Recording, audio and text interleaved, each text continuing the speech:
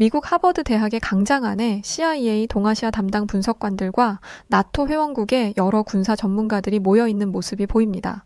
그런데 이 자리에서 한국이 감히 어딜 끼어드냐며 언성을 높이는 남성이 보이고 이 모습을 가만히 지켜보던 한 한국인이 주머니에서 수첩 하나를 꺼냈는데 세계 여러 군사 전문가들은 한국인이 꺼낸 수첩을 보곤 웅성거리며 자리를 고쳐 앉기 시작했다고 합니다. 또한 한국을 무시하던 그는 이 한국인으로 인해 그 자리에서 개망신을 당했다고 하는데요. 과연 무슨 일이 벌어졌던 걸까요? 안녕하세요. 저는 하버드 대학교에서 군사학을 전공하고 있는 영국인 유학생 다니엘라 패티슨입니다. 얼마 전 저희 캠퍼스에서 군사 전략 특강이 있었는데 그곳에서 저는 한 한국인에 의해 세기의 드라마를 목격하게 되었답니다. 그날만 생각하면 저는 아직도 온몸에 전율이 흐르는 것 같아요. 그럼 지금부터 그날의 충격적인 사건에 대해 들려드릴게요. 모든 일이 시작된 건 트럼프가 미국의 대통령으로 당선된 순간부터였어요. 트럼프는 자유민주주의 세계의 수장이면서도 러시아의 푸틴 대통령과 각별한 사이이기에 저와 동기들은 앞으로 국제 정세가 어떻게 뒤바뀔까 긴장하며 상황을 지켜봤죠. 그리고 얼마 지나지 않아 트럼프는 예상대로 내가 집권하자마자 24시간 내에 우크라이나 전쟁을 종식시키겠다는 파격적인 발언을 했어요. 트럼프는 워낙 강골해 한다면 하는 무대뽀이기에 그의 말은 빠른 시일 내에 현실로 실현될 가능성이 높았고 저희 교수님은 이에 대비해 CIA의 동아시아 담당 분석관과 나토의 여러 군사 전문가들을 초빙해 군사 전략 특강을 여셨어요. 군사 전문가들은 최신 무기 기술과 전술에 대해 열정적으로 설명했고 학생들은 각자의 노트에 빠르게 필기를 이어갔죠. 그렇게 30분쯤 지났을까요? 갑자기 강의실에 있던 모두의 휴대폰이 동시에 진동하기 시작했어요. 서둘러 휴대폰을 확인해보니 뉴스 속보 알람을 울린 것이더라고요. 그런데 알림을 누르자 충격적인 뉴스가 눈앞에 펼쳐졌어요. 영국의 스톰 섀도우 미사일 12발, 러시아 본토를 공격, 이라는 제목이 큼지막하게 떠 있었거든요. BBC의 실시간 뉴스 화면에는 미사일들이 러시아의 방공망을 완벽하게 뚫고 들어가는 모습이 생생하게 펼쳐지고 있었죠. 그 순간 저는 심장이 쿵 하고 내려앉는 것만 같았어요. 강의실은 순식간에 쥐죽은 듯 조용해졌고 특강에 참여한 군사 전문가들 역시 얼굴이 창백해졌어요. 그들은 서로 뭐라고 속삭이더니 급하게 강의실을 빠져나갔고 그날의 특강은 며칠 뒤 다시 열기로 하며 갑작스럽게 마무리되었죠. 학생들은 혼란스러운 표정으로 서로를 쳐다보며 무거운 분위기 속에서 강의실을 떠났어요. 밖으로 나가면서도 제 머릿속에는 방금 본 뉴스가 계속 맴돌았어요. 영국이 우크라이나에 스톰 섀도우 미사일을 지원한 건 알고 있었지만 이렇게 직접 러시아 본토를 공격하게 될 줄은 상상도 못했거든요. 이건 단순한 무기 지원을 넘어서 영국과 러시아의 군사적 충돌을 불러일으킬 수 있는 중대한 사건이었죠. 그리고 만약 그렇게 된다면 영국에 계신 저희 부모님은 어떻게 되는 건가? 또 공군 장교인 저희 오빠는 어떻게 하나? 너무 걱정이 되어 눈앞이 다 캄캄해지는 것 같았어요. 그때 뒤에서 누군가 제 어깨를 툭 쳤어요. 돌아보니 한국에서 유학 온 이정수라는 친구가 서 있더군요. 정수는 한국 특수부대 출신인 것으로 저희 동기들 사이에서 유명한 친구였는데 직접 대화를 나눈 것은 그날이 처음이었죠. 아마 정수는 제가 너무 놀란 것 같으니까 걱정이 되어 제게 말을 건 것 같았어요. 정수는 차분하면서도 이성적인 말투로 저를 위로해 주었죠. 다니엘라, 너무 걱정하지 마. 이렇게 혼란스러운 때일수록 우리가 해야 할 일은 침착하게 상황을 지켜보고 적절한 대응을 준비하는 거야. 그리고 만약 도움이 필요하다면 언제든지 말해줘. 내가 도울 수 있는 거라면 뭐든지 도와줄게. 정수의 말은 마치 어둠을 밝히는 등불처럼 제 마음을 안정되게 만들어 주었어요. 동시에 저는 이런 상황에서 진심 어린 위로를 건네는 정수에게 큰 고마움을 느꼈죠. 정수와 저는 평소 친한 사이도 아니었고 같은 나라 사람도 아닌데도 불구하고 이렇게 동기인 저를 챙겨주는 정수의 따뜻한 마음이 정말 고마웠어요. 정수 덕분에 저는 겁먹거나 호들갑 떨지 않고 현 상황에 대해 차분하게 생각을 정리해 볼 수 있었죠. 그렇게 이틀이 지나고 다시 군사 전략 특강이 시작되었어요. 바로 하루 전 푸틴 대통령이 영국을 향해 러시아를 도발하면 전략 핵무기로 응징할 것이다. 우리는 이미 극초음속 미사일과 전략 핵무기를 발사 준비 상태에 돌입했다. 영국은 자신들의 선택이 가져올 재앙적 결과를 각오해야 할 것이다 라는 선언을 한 상태였기 때문에 모두는 이 상황을 엄중하게 지켜보고 있었어요. 하지만 러시아 유학생 옐레나만은 흥분을 감추지 못한 채 이렇게 소리치더군요. 이제 영국은 끝났어요. 우리 킨잘 미사일은 음속의 10배로 날아가고 어떤 방어망도 뚫을 수 있죠. 런던이 잿더미가 되는 걸 보고 싶지 않다면 즉각 무릎 꿇고 용서를 비는 게 좋을 거예요. 옐레나의 이 도발적인 말에 중국 유학생 왕유는 격하게 동의를 한다는 듯 고개를 크게 끄덕이더군요. 왕유는 중국군 전략사령부 고위 간부의 아들이었는데 평소에도 중국이 세계의 중심이라며 거들먹거리곤 했죠. 심지어 그는 영국인인 제가 이 자리에 있는 것은 신경도 쓰지 않는다는 듯 큰 목소리로 이렇게 말했어요. 우리 중국은 러시아의 입장을 전적으로 지지합니다. 영국은 정말 어리석은 선택을 한 거예요. 트럼프가 곧 우크라이나 전쟁을 끝낼 텐데 대체 무슨 생각으로 우크라이나에 무기 지원을 한 거죠? 영국은 대체 그렇게 멍청한 머리로 어떻게 세계를 제패했던 건가요?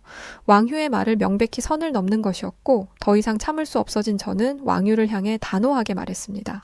영국은 불법적으로 영토를 침략당한 우크라이나를 돕고 있는 거야. 우리 영국의 선의를 그런 식으로 모욕하지 마. 그러자 옐레나가 다시 한번 비아냥거렸어요. 아 진짜 누가 영국인 아니랄까봐 또 그놈의 신사 흉내야? 다니엘라, 네가 그렇게 정신 승리를 해봤자 결국 우크라이나는 우리 러시아의 수치스러운 패배를 당하게 될 거고 그렇게 되면 영국의 신사놀이도 끝이야. 제발 이제는 현실을 좀 직시해.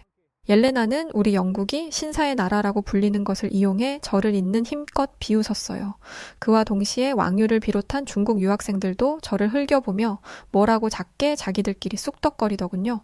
저는 이런 상황에 몹시 불쾌함을 느꼈지만 중국 유학생 무리가 모두 옐레나 편을 드는 상황에서 저 혼자 그들을 상대하기가 참 어려웠어요. 그들의 비웃음 속에서 저 혼자 싸우기에는 벅찬 게 사실이었으니까요. 그런데 바로 그때 강의실 뒤편에서 조용하지만 단호한 목소리가 들려왔습니다. 듣자 하니 불쾌해서 참을 수가 없네. 깜짝 놀라 뒤를 돌아보니 한국인 정수가 특유의 서늘한 눈빛을 내뿜으며 옐레나를 노려보고 있었어요. 남의 나라를 불법으로 침략해놓고 이렇게 큰 소리 치는 게 부끄럽지도 않나? 정수의 기세에 옐레나의 얼굴은 순식간에 창백해졌어요. 그 애는 본능적으로 왕유를 향해 도움을 청하는 시선을 보냈고 중국인 왕유는 즉시 자리에서 벌떡 일어났죠. 야, 너 방금 뭐라고 했어? 지금 대국 출신들이 이야기를 나누는데 어디 감히 서국 출신이 끼어들어? 왕유의 헛소리에 정수는 어이가 없다는 듯 짧게 한번 웃더니 자리에서 천천히 일어나기 시작했어요. 그러자 왕유의 얼굴은 순식간에 창백해지고 말았죠. 왜냐하면 정수는 키가 190cm에 가까웠고 특전사 출신답게 체격도 단단하고 컸기 때문에 그 존재 자체만으로도 위압감이 장난 아니었거든요. 왕유는 긴장됐는지 손끝을 미세하게 떨기 시작하더니 자기도 모르게 한 발짝 뒤로 물러서더군요. 심지어 의자에 다리가 걸려 비틀거리기까지 했어요. 어떻게 간신히 중심을 잡기는 했지만 왕유의 얼굴에는 핏기가 가신 지 오래였죠. 꼴에 옐레나를 돕겠다고 용감하게 일어선 것이었지만 정수의 위압적인 존재감 앞에서 왕유의 용기는 순식간에 증발해버렸어요. 이제는 오히려 왕유가 도와달라는 눈빛을 옐렌에게 보냈지만 옐레나는 고개를 휙 돌려 왕유의 애처로운 눈빛을 무시해버렸어요. 옐레나도 정수가 무서운 것은 마찬가지였던 거죠. 마치 사자 앞에 선 토끼처럼 옐레나와 왕유는 그저 그 자리에 얼어붙어 있었어요. 강의실 안에 있던 모두는 숨죽인 채 그들을 지켜봤죠. 그때 정수가 입을 열기 시작했어요. 러시아가 우크라이나를 불법적으로 침략한 건 명백한 사실이잖아. 그로 인해 지금 수많은 사람들이 고통받고 있고 영국은 바로 그 고통을 조금이라도 줄이기 위해 우크라이나를 도운 거야. 트럼프 대통령으로 인해 국제 정세가 변한다고 해도 영국이 인간의 존엄성과 자유를 지키기 위해 나섰다는 사실은 변하지 않아. 너희가 멋대로 비웃고 무시할 일이 아니라고. 정수의 말에 강의실에 있던 학생들은 동의한다는 듯 고개를 끄덕였고 어떤 친구들은 옐레나를 향해 정수 말이 맞아. 옐레나 네가 너무 심했어. 얼른 다니엘라에게 사과해라고 말하기도 했어요. 그러자 옐레나는 창피했는지 눈물 맺힌 눈으로 정수를 노려보며 이렇게 말하더군요. 정수 네가 무슨 자격으로 그런 말을 해? 엄밀히 말해서 한국은 우크라이나 전쟁과 아무 관련 없는 제3자잖아? 게다가 여기 계신 군사 전문가들도 다 가만히 계시는데 대체 네가 무슨 자격으로 끼어드느냔 말이야. 그러자 정수가 차가운 목소리로 이렇게 말하더군요. 나는 대한민국 특전사 출신으로서 여태까지 수많은 분쟁 지역에서 임무를 수행했고 전쟁으로 인해 아무 죄 없이 고통받는 민간인들을 두 눈으로 직접 봤어. 그게 내 자격이야. 그러면서 정수는 수첩 하나를 꺼냈는데 거기에는 707 데테러트 김대라는 선명한 문구가 새겨져 있었죠. 순간 강의실 뒤편에서 술렁임이 일었어요. CIA에서 나온 요원들이 자세를 고쳐 앉았고 나토의 전문가들은 서로 조용히 눈빛을 교환하더군요. 모두가 그 전설적인 부대의 이름을 알고 있었던 거죠. 그도 그럴 게 707 특임대는 테러리스트들의 악몽이라고 불리는 세계 최정예 대테러 부대로 전 세계에서 단 5곳만이 참가할 수 있는 미 특수부대 합동훈련에서 최우수 성적을 거둔 한국의 특수부대였으니까요. 그렇게 웅성거림이 이어지던 순간 정수는 수첩에서 사진 한 장을 꺼내 보여주었어요. 그 사진에는 전쟁으로 폐허가 된 마을에서 울고 있는 어린이가 찍혀 있었죠. 이건 내가 파견 갔던 곳에서 한 종군 기자가 찍은 건데 난 전쟁의 참혹함을 잊지 않기 위해 늘 이 사진을 가지고 다녀. 그곳에서 만났던 아이들의 울음소리와 집과 일터를 잃고 피난길에 오른 노인들의 한숨소리가 난 아직도 귀에 맴도는 것 같아. 옐레나, 너는 그들의 고통에 대해 단 한 번이라도 생각해 본 적 있어? 정수의 목소리에는 깊은 울림이 있었습니다. 그의 말 한마디 한마디는 실전 경험에서 우러나오는 무게감으로 가득했죠. 넌 방금 핵무기 공격을 운운하며 다른 나라를 위협하고 불법 침공을 정당화하려 들었어. 난 여기 있는 그 누구보다 전쟁의 참상에 대해 잘 아는 사람으로서 너의 그런 태도를 용납할 수 없어. 정수의 말에 옐레나는 더 이상 아무런 반박도 하지 못했고 그저 고개를 숙인 채 어깨를 떨고 있을 뿐이었습니다. 그때 왕유가 매섭게 눈을 치켜뜨더니 정수를 향해 돼지 멱다는 목소리로 소리를 지르기 시작했어요. 이정수, 한국인인 네가 그런 말을 할 자격이 된다고 생각해? 우크라이나 전쟁이 격해진 건 북한이 러시아의 군대를 파병한 탓도 있다고. 그런데 네가 무슨 권리로 우리를 비난해? 내 나라나 신경 써. 특전사? 웃기고 자빠지셨네? 야, 너희 한국은 북한 문제 하나도 제대로 해결하지 못하면서 뭐가 그렇게 잘났다고 여기서 설교질이야? 왕유의 괴성은 강의실 전체에 울려 퍼졌고 그의 공격적인 태도에 모두가 인상을 찌푸렸어요. 그런데 정수는 전혀 흔들리지 않고 침착하게 입을 열었죠. 그래, 북한이 러시아에 파병을 한 것은 맞아. 그런데 네가 말하는 논리대로라면 어느 나라가 잘못된 행동을 하면 그 나라와 관련된 모든 사람들은 입을 닫아야 한다는 거야? 그렇다면 러시아가 우크라이나를 침략한 이상 너희 러시아와 중국도 마찬가지로 입을 닫아야 하는 거 아니겠어? 국제사회에서 중요한 건 각 나라가 자신의 잘못을 인정하고 바로잡는 노력을 하는 거야. 영국이 우크라이나를 돕는 건 그런 정의와 책임감을 실천하는 거고 그 순간 강의실에 있던 모두가 정수를 향해 박수를 쳐줬어요. 그의 말에 모두가 감동을 받은 거죠. 그런데 왕유만은 이 상황을 받아들이지 못했고 결국 그는 씩씩거리며 또 헛소리를 늘어놓기 시작했어요. 정의 좋아하시네. 어차피 전쟁이 시작된 이상 그런 것들은 다 쓰잘데기 없는 이상에 불과해. 중요한 것은 전쟁에서 이기는 것뿐이고 우크라이나 전쟁은 러시아가 승리하는 것으로 결정된 거나 다름없어. 너희가 그렇게 고결한 척 해봤자 뭘 어떻게 할 건데? 핵무기를 가진 러시아나 우리 중국한테 찍소리나 할 수 있어? 왕유의 오만방자한 말에 모두가 큰 소리로 야유를 보냈지만 옐레나와 중국인 유학생 무리들은 창피함도 모르는지 침까지 튀기며 너희도 핵무기 맞고 싶지 않으면 조용히 하라는 헛소리를 했어요. 그때 정수가 그 소란을 뚫고 이렇게 말하기 시작했죠. 너 지금 핵무기 하나 믿고 까부는 모양인데 그따위 것들 하나도 무섭지 않아. 우리에게는 EMP 방어 체계와 극초음속 요격 시스템이 있으니까. 거짓말 같아? 아니, 실제로 한국은 마하팔의 속도로 날아오는 미사일을 100% 요격하는 데 성공했어. 너희가 핵무기를 아무리 날려대봤자 우리의 털끝 하나도 건드리지 못한다는 얘기야. 정수의 말에 왕유는 얼굴을 붉히더니 부들거리며 감히 소국 주제에 머리 끝까지 기어오르네? 라고 소리쳤어요. 그러면서 한국이 그렇게 잘난 척을 해봤자 한국은 고작 5천만의 인구를 가진 작은 나라일 뿐이고 중국은 14억의 인구와 세계 최대 규모의 군대를 보유하고 있다고 하더군요. 하지만 정수는 재미있다는 듯 여유롭게 미소를 한번 짓더니 이렇게 말하기 시작했어요.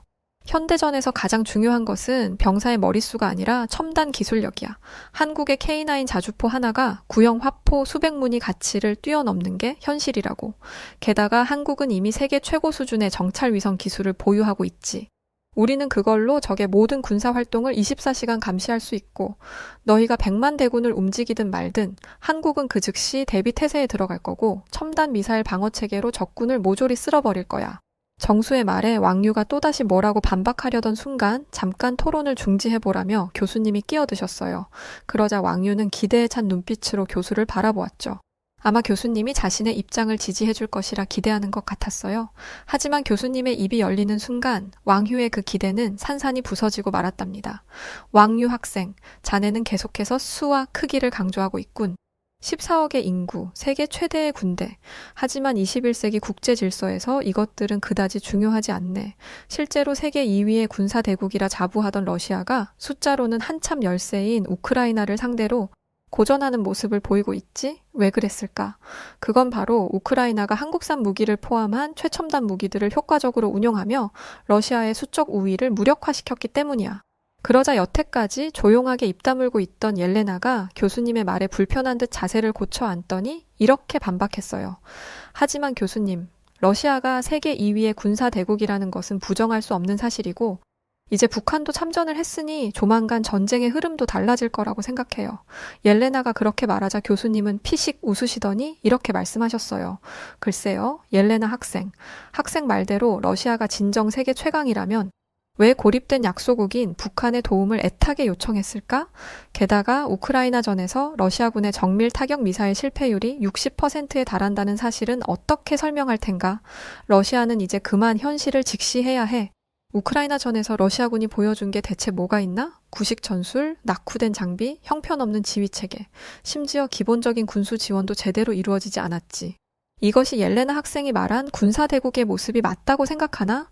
상황이 이렇게 됐으면 이런 소란을 피운 것에 대해 반성하는 것이 맞을 텐데 옐레나와 왕류는 그저 얼굴을 굳히며 분한 표정만 짓고 있었죠.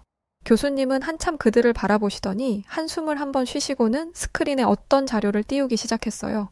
아무래도 직접 증거를 눈앞에 보여주는 것이 좋다고 생각하신 것 같았죠. 이걸 보면 진정한 군사 대국이 어디인지, 전쟁에서 진짜 중요한 것이 무엇인지 알게 될 거라네. 교수님은 그렇게 말씀하시며 한국이 만들어낸 EMP 방어체계의 영상을 보여주기 시작하셨어요. 그 영상 속에는 적이 미사일을 발사하는 순간 AI가 불과 0.1초 만에 탄도의 궤적을 분석하고 타격하는 장면이 있었어요. 한국은 인공지능과 양자 컴퓨팅 기술을 결합한 세계 최초의 완전 자율형 방어체계를 만들어낸 거였죠. 그걸 보는 순간 모두가 한국의 어마어마한 위험에 감탄을 숨기지 못했는데 왕유마는 발끈해서 이렇게 소리쳤어요. 이건 조작된 영상이에요. 애초에 이런 건 불가능한 기술이라고요. 우리 중국도 이 기술을 시도했다가 말을 낚아챈 교수님은 나지막하게 이런 말씀하셨죠. 실패했지? 교수님은 싸늘한 표정과 말투로 왕유의 말을 자르셨어요. 그러더니 중국이 끝끝내 완성하지 못한 기술을 한국은 아주 손쉽게 만들어냈다고 하셨죠. 그러더니 여기서 끝이 아니라며 계속해서 한국군의 위험에 대해 설명하셨어요. 한국의 군사력이 어느 정도인지 조금 더 구체적으로 알려주도록 하지. 우선 K2 흑표 전차부터 시작해볼까? 이건 얼마 전 나토에서 실시한 K2 전차의 실전 시뮬레이션 결과인데 K2 전차 한 대가 북한의 최신의 전차 부대와 맞닥뜨렸을 때의 상황을 분석한 거라네. 그러면서 교수님은 시뮬레이션 영상을 틀어주셨는데 그 안에는 정말 충격적인 장면이 들어있었어요. 글쎄 K2 전차가 전투가 시작된 지 단 8분 만에 북한 전차 6대를 완전히 파괴해버리는 것 아니겠어요? 그건 마치 SF 영화에 나올 법한 첨단 기술이자 정말 압도적인 격차였죠. 교수님은 충격으로 입을 다물지 못하는 학생들을 보며 이렇게 말씀하셨어요. K2 전차의 자동 표적 추적 시스템은 적의 전차가 시속 70km로 기동하는 상황에서도 정확히 포탄을 명중시키지. 더구나 한국의 K2 전차는 특수 센서를 통해 적의 레이더파를 감지하고 회피 기동을 자동으로 수행한다네. 이런 기능들은 현재 미국의 M1A2 SEP V3나 독일의 레오파르트 2A7도 구현하지 못한 거야. 교수님의 말씀에 학생들은 충격을 감추지 못했어요. 특히 미국과 우리 영국 같은 자유주의 진영을 이끌고 있는 군사 대국 출신들이 더 그랬죠. 하지만 왕유는 아직도 한국을 인정하지 못하겠는지 이렇게 악을 써댔어요. 그래서 뭐요? 중국의 998A 전차도 K2 못지않게 뛰어난 성능을 자랑한다고요? 여기에 더해 옐레나 역시 힘을 보태듯 우리 러시아도 아르마타 전차를 가지고 있다며 큰 소리를 쳤어요. 그러자 교수님은 고개를 절레절레 저으며 이렇게 말하셨죠.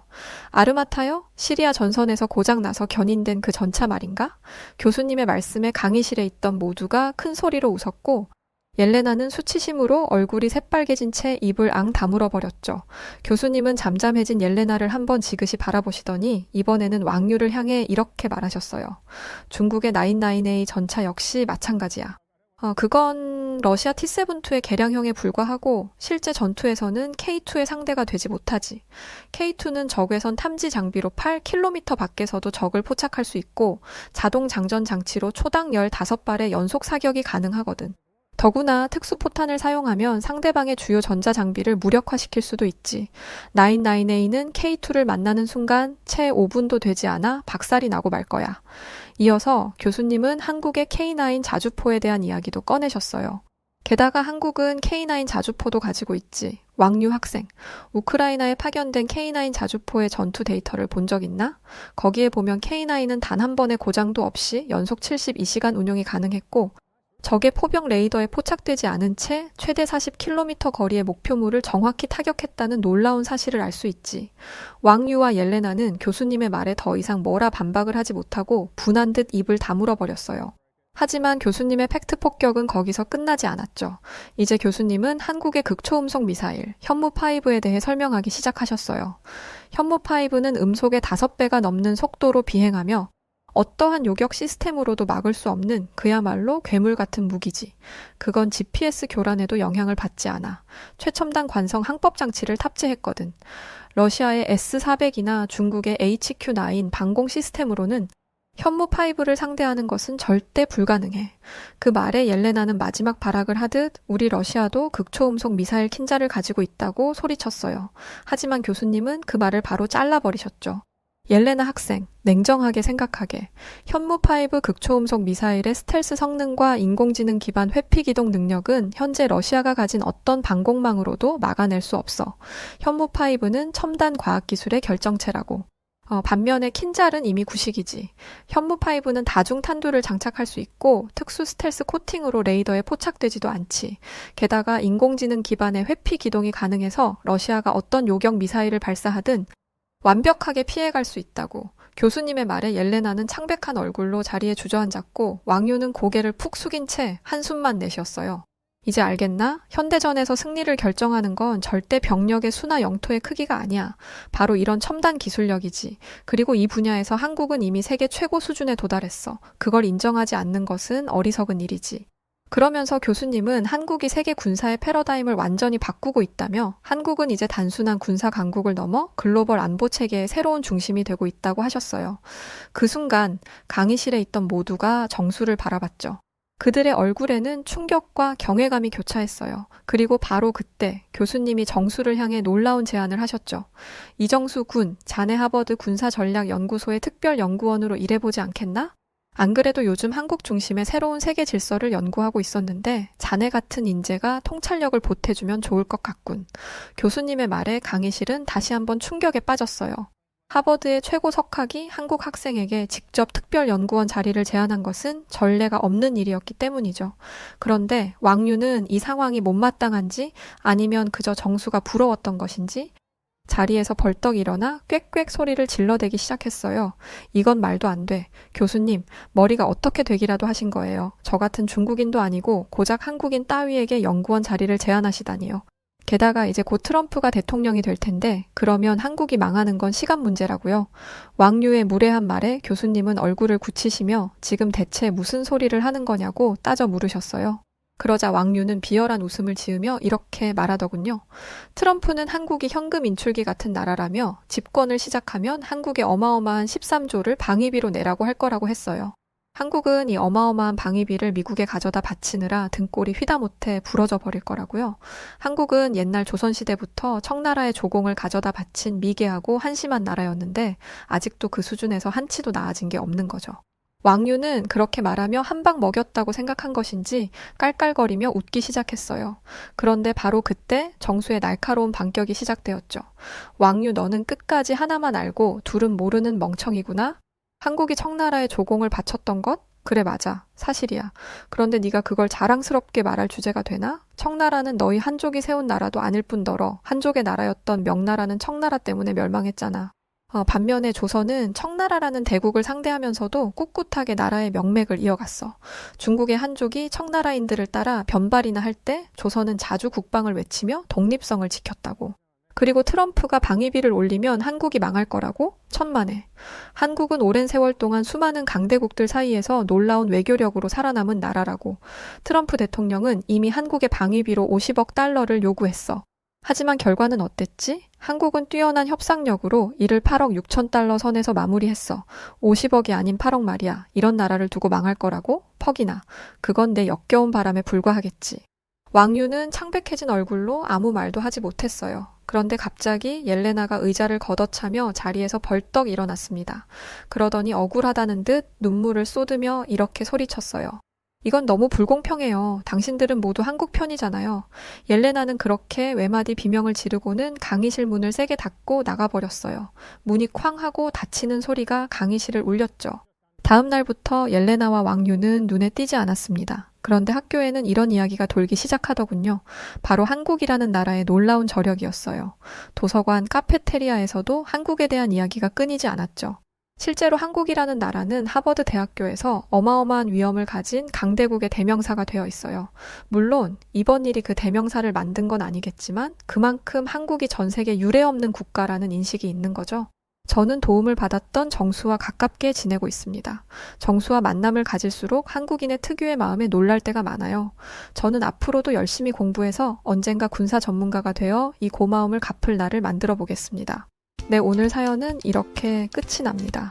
네, 하버드에서 한국 학생들의 이야기들은 참 많죠. 그만큼 우리 대한민국 학생들이 똑 부러진다는 걸 테고 말이죠. 요 며칠 한국이 계엄령 사태로 난리였는데 아무쪼록 우리 대한민국이 다시금 세계적인 위상을 보여주는 그런 날이 왔으면 좋겠습니다. 그리고 끝까지 국회로 달려가 노력해주셨던 시민분들을 보면서 뭉클했답니다. 자, 그럼 오늘 사연 어떠셨나요? 저는 더 재밌는 사연으로 다시 찾아오겠습니다. 그럼 사연을 전해드린 여우튜브 송은지였고요. 영상 끝까지 시청해주셔서 진심으로 고맙습니다. 그리고 항상 감사드리고 언제나 사랑합니다. 고맙습니다.